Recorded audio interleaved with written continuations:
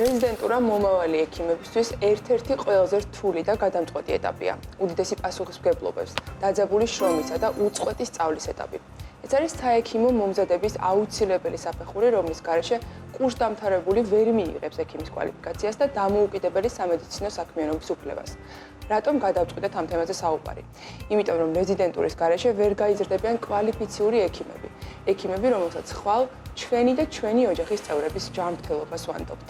სწორედ რეზიდენტურის დროს იძენს ექიმი პრაქტიკულ ნარჩევებს, ყოველდღიურად იღებს უზარმაზარ გამოცდილებას და ისეთ გაწყვეტილებებს, რომელთაც ადამიანის ცხოვრებაზე აქვს გავლენა. თუმცა ამ კრიტიკულ ეტაპზე საქართველოში აპლიკანტები და რეზიდენტები არაერთ პრობლემას და სისტემურ ხარვეზე საუბრობენ. პირობებზე, დატვირთვაზე და სამართლიანობაზე. რა რეალობაში უწევთ მუშაობა ახალგაზრდა ექიმებს და რა გამოწვევების წინაშე დგას საქართველოში სარეზიდენტო პროგრამა.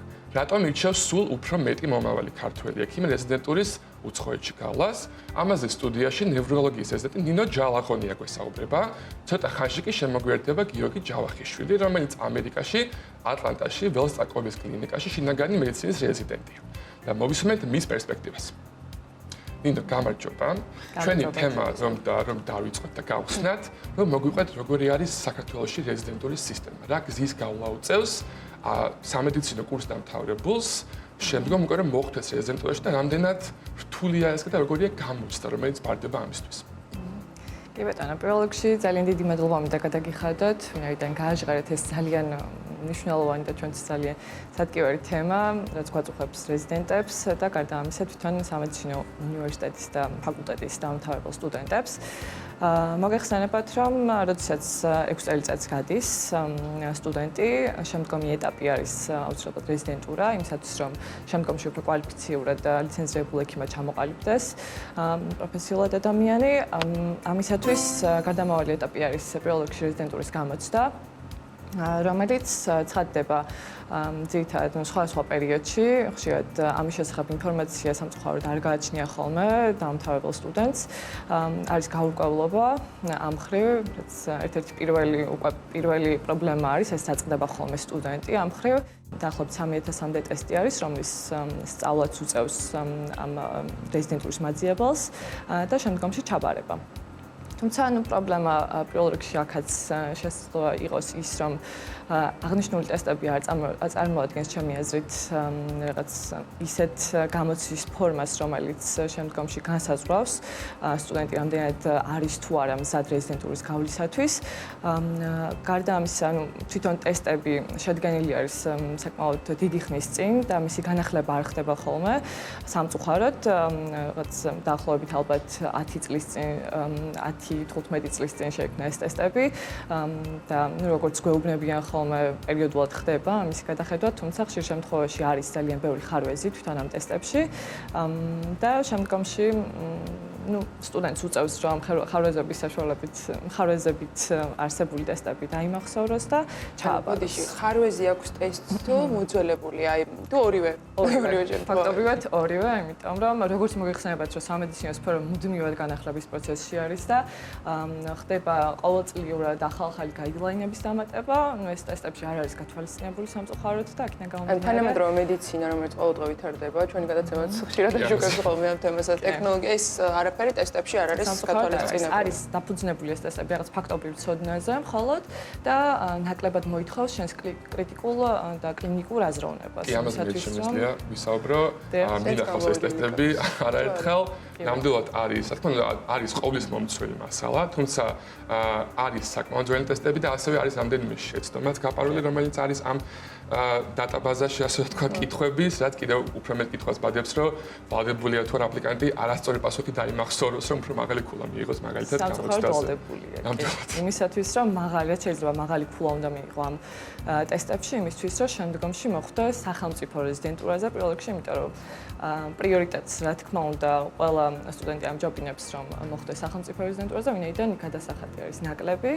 თუმცა იქაც, აქ კიდევ ერთ პრობლემას ვაწყდებით, რეალურად მოთხოვნა ძალიან დიდია, იმიტომ რომ ძალიან ბევრი სტუდენტი ამთავრებს უნივერსიტეტს, არსებობს ძალიან ბევრი სამედიცინო ფაკულტეტი და შემდგომში ხდება ისე, რომ ადგილები არის ძალიან მცირე და შესაბამისად ბევრი ძალიან ესეთი ჭკვიანი, მართლა კარგი სტუდენტი რჩება ადგილის გარეშე და მინდოდა რომ დამეზუსტებინა რომ განსხვავება სახელმწიფო რეზიდენტურასა და კერძო რეზიდენტურას შორის რა არის გარდა დაფინანსების ან თუნდაც დაფინანსების შორის როგორც ვიცი დიდი სხვაობა არის და ეხლა რაც თქვით ეგეც საკმაოდ დაფინანსებას ვერ ვუწოდებდი ამას იმიტომ რომ რეალურად დაფინანსება არ არსებობს რეზიდენტურის პროგრამებში არსად ერთადერთი შეიძლება რამდენიმე კერძო რეზიდენტურას მქონდეს ანაზღაურება არის შედარებით უფრო დაბალი უბრალოდ გადასახადი არის ძალიან დაბალი 150 ლარამდე არის თვეში გადასახადი სახელმწიფო შემთხვევაში, თუმცა უკვე კერძოებში დაახლოებით 400 და უფრო მაღალი არის თვიურად გადასახადი.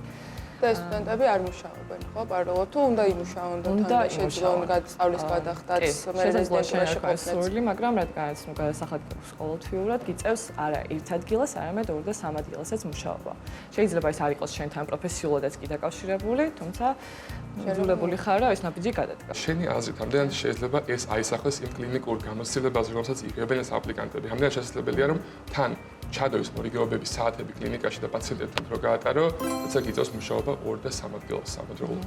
თუნდაც რეზიდენტურაზე იყოს ხომ, მაგალითად ძალიან კარგი სწავლება და გაწვდიდნენ რაღაცა კარგი ინფორმაციას, თუნდაც სამედიცინო კუთხით, ჩემი აზრით ხარისხი რა თქმა უნდა ეცემა, ვინაიდან რეზიდენტს უწევს რაღაც რამდენიმე ადგილას მორიგეობა და ღამების გათენება და ეს მის ყოველდღიურობაზე აისახება და მის ფუნქციონირებაზე ხო შესაბამისად ძალიან ცუდ გავლენას ახდენს. მუშაობა, რეზიდენტურა, სწავლა, ყველაფერი ერთად წარმოუდგენელი რეალობა არის სტუდენტებისთვის და ხარისხსაც მინდა კითხოთ გარდა იმისა, რაც ახსენეთ, რომ რამდენად არის ესეთი შესაძლებლობას, რამდენად ეძრევათ რეზიდენტურებს, რომ პირობითად დამოუკიდებლად გასინჯონ პაციენტი, რაღაც დამოუკიდებლად იყვნენ ჩართული სწავლაში და საერთოდ ეს როგორი სტრუქტურაა უშუალოდ სწავლის. რა თქმა უნდა, სწორი მეთვალყურეობის ქვეშ ყველაფერი.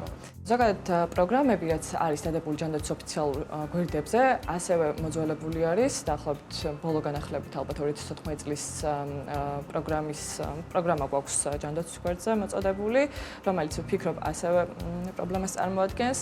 წესით უნდა ხდებოდეს ამ პროგრამის განახლება და უფრო დეტალურად გაწერა, ვინაიდან არის რაღაცა ძალიან შაბლონური და ზოგადი მონაცემი თუ რეზიდენტმა რა უნდა გაიაროს ამ პროგრამის ფარგლებში.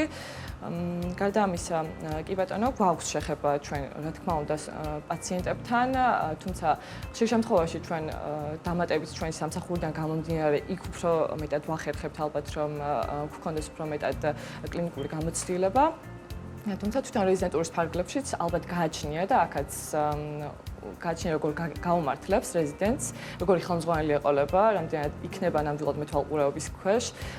თუმცა შემიძლია გითხრათ მაგალითები, მე ჩემ შემთხვევაში მაგალითად გამემართლა და ნამდვილად კარგი ხელმძღვანელი მყავდა, რომელთან ერთადაც გქონდა ჩვენ შეხვედრები და განხილვები, აუცილებელი არის ამ დროს აუცილებლად სხვა кейსებზე გქონდეს განხილვა და კრიტიკულად მიმოიხილო ესა თუ ის საკითხი, გქონდეს ასევე რაღაც თანამედროვე გაიდლაინებთან შეხება მუდმივად და გარდა ამისა რაღაც გარკვეულებებსაც გქონდეს ჩვენ შეხება.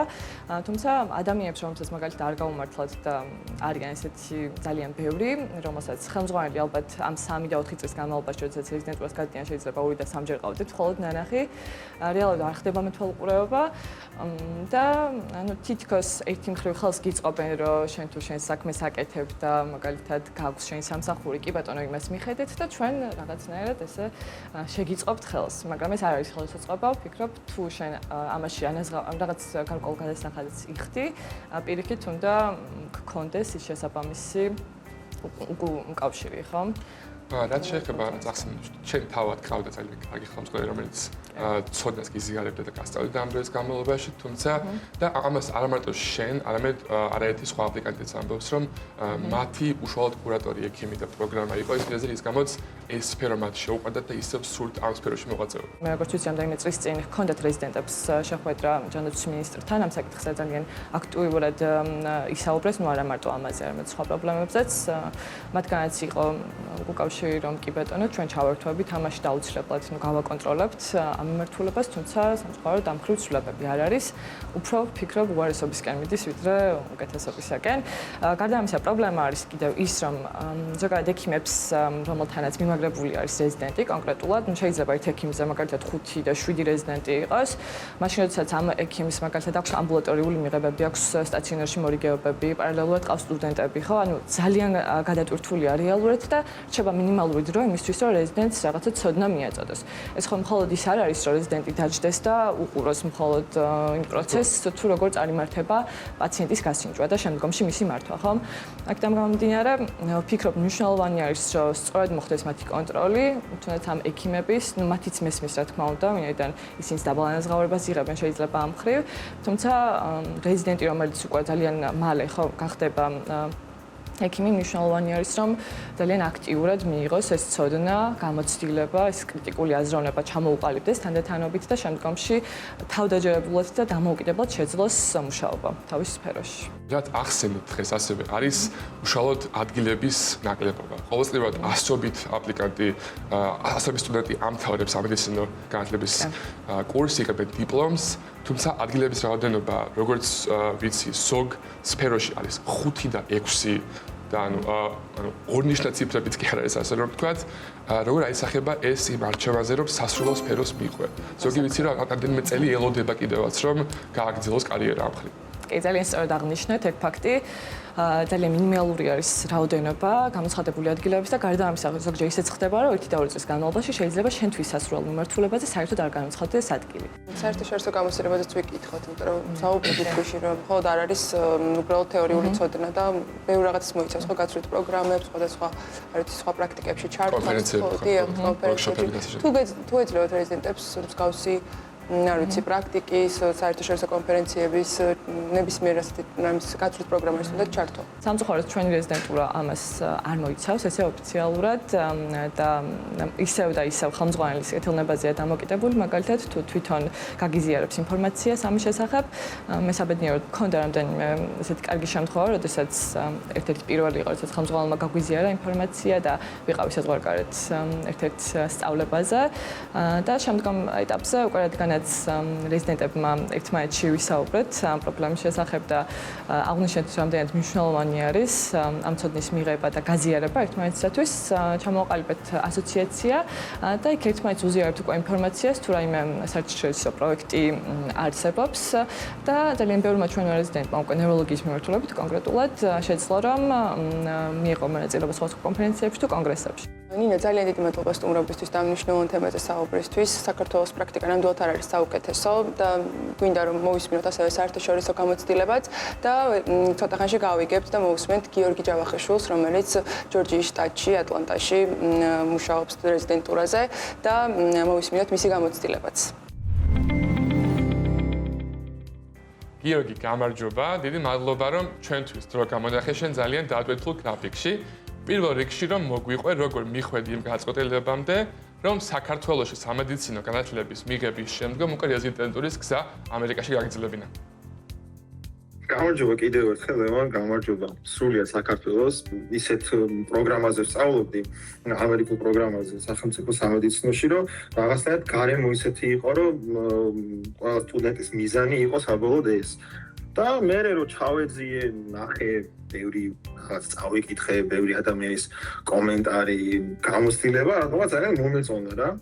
და რაღაც სულ ისე ჩანდა, რომ აი რაღაც კინოს რო უყურებ და სერიალ სამედიცინო იმაზე და მე რო ვფიქრობ, რომ აი ხა მე საქართველოში ვარ და რა კაი იქნებოდა, რომ ესეთი ყოფილიყო დაუშვათ ჩვენთანაც მედიცინა. მართალია ფილმებში და სერიალებში ეს ყველაფერი ძალიან არომატიზებულია, მაგრამ მაინც ახლა გადაწყვეტილებას რო იღებ, ეს ყველაფერი ხიბლობს. მე რომ მართლა იძიები და იგებ იმ ყველაფერს, რომ როგორია სწორედ აკეთო შენი საქმე, მე არ ვიცი რომ არასწორად აკეთებს რომელიმე სხვა ქვეყანა, მაგრამ ზუსტად შემიძლია ვთქვა რომ აქ სწორად აკეთებენ ამ ყველაფერს. რამდენად ხანგრძლივია გზა ამერიკაში რეზიდენტურაში მოხვედრამდე და რამდენად რთულია ეს ყოველია შენთვის? ალბათ ვიტყოდი რომ 2 წელი არის საკმარისი რომ და ეს ყველაფერი დაისახო მიზნად და მე განახორციელო თავისი აპლიკაციის მომზადებით დამთავრებული რა.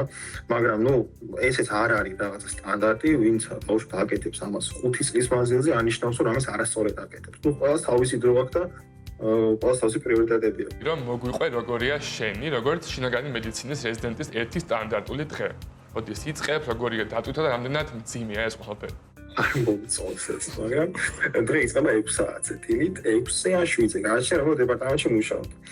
მაგალითად მე ამჟამად ვარ რეანიმაციაში, მუშაობ რეანიმაციაში და ჩემთვის დღე იწყება 6-დან 7-მდე ამ პერიოდში. ამ პერიოდში ხდება ასე ვთქვათ ცვლის გადაბარება. შემოვლები გვაქვს 10 საათზე, სადაც მთელი გუნდი თემა რეანიმაციის გუნდმა უნდა შემოეროს ყველა პაციენტი. ამ შემოვლებში არის უფროსი ექიმი, არის რეზიდენტი, არის ექიმის ასისტენტი, არის ექთანი, არის ფარმაცევტი და კიდე სხვა რაღაცა სპეციალისტები, რომლებიც ყველა ერთად ვარ, გავაკეთებ პრეზენტაციას, მთელი გუნდი განვიხილავთ ამას, რომ რა ჯობია ეს ვქნა თუ ის. მე ექთანის თავის მხრიდან იტყვის, რომ რაც ექთნის მოვლენა იმ პრეზენტაციას გააკეთებს პაციენტთან დაკავშირებით, ფარმაცევტი თქო წამლებს მიხედავს, წამლებს შორის ინტერაქცია რა არის, სპეციალური დოზის შეჭრება თუ რომელიმე მაგალითად მედიკამენტს თუ პაციენტს დაუხმართ აქვს თითქმის უკმარისობა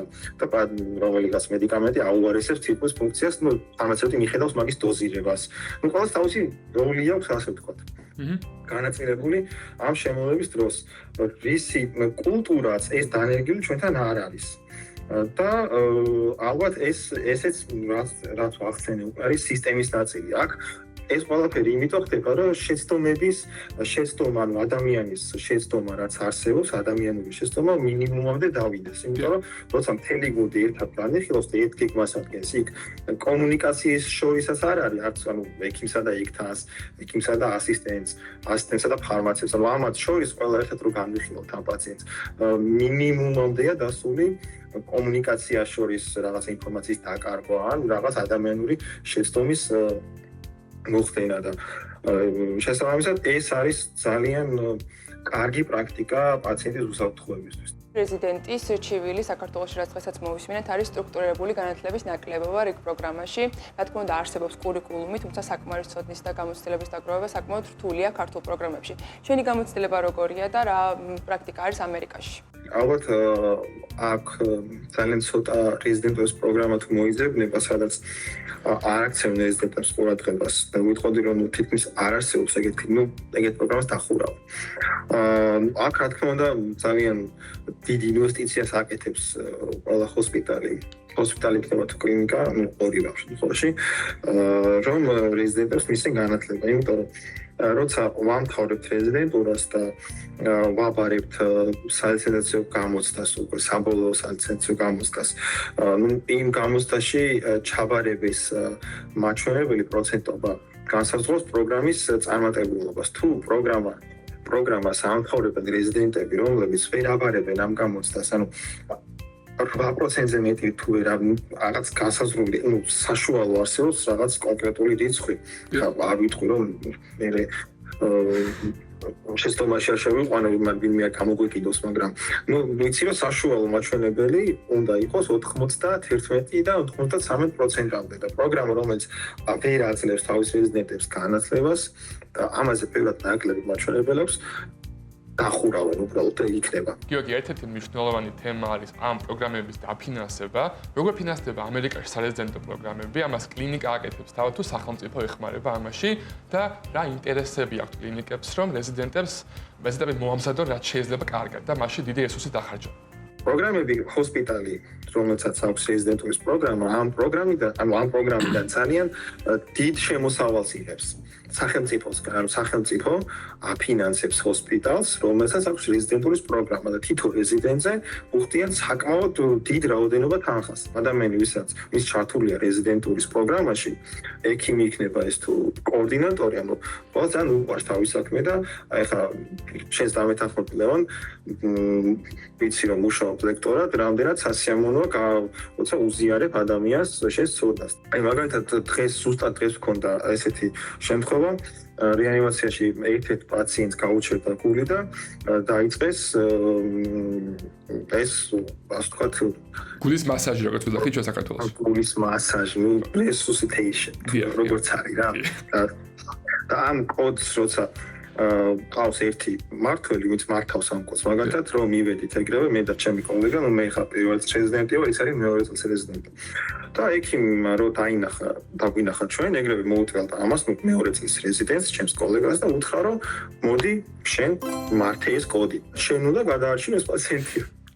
ну ეკიმს ახლა ინდობოდა იცის რომ ძალიან თქვენი რეზიდენტია და მაგიტომ ვიცოდა რომ ყველაფერს ხა ისე არ გამიგოთ რომ ეკიმა ის პაციენტი ასე ვთქვათ არა სანდოპის გადააბარა რა თქმა უნდა კი და იმეც ვქონიათ რომ ჩემ კოლეგამ გადაარჩინა ეს პაციენტი თვითონ მიიღო ყველა გადაწყვეტილება დღეს ვისაუბრეთ რომ საქართველოში რეზიდენტებს საერთოდ არ აქვთ ანაზღაურება უნდა გკითხოთ რამდენად არის საკმარის რეზიდენტის ხელფასი რომ ყოველდღიური ხარჯები დაფარო შენი გამოცდილება ამერიკაში როგორია ანაზღაურება იმაზე ბევრად მეტია ვიტყოდი ვიდრე გჭირდება იმის რომ კომფორტულად იცხოვრო ეგ სტრესი აქ არავის არ აქვს გიორგი, უღმეს მადლობა კიდევ ერთხელ დროისკენ რომ გამონახეთ ჩვენთვის. ძალიან საინტერესოა შენი პერსპექტივის მოსმენა და ნამდვილად ჩანს რატომ ირჩევს ბევრი აპლიკანტი რომ კარიერა უცხოეთში და ამერიკაში გააგრძელოს, თუმცა იმეც ვიქონიებთ რომ მდგომარეობა საქართველოში შეიძლება უკეთესობისკენ და უფრო მეტ შეიძლება კარიერა აქ გააგრძელოს.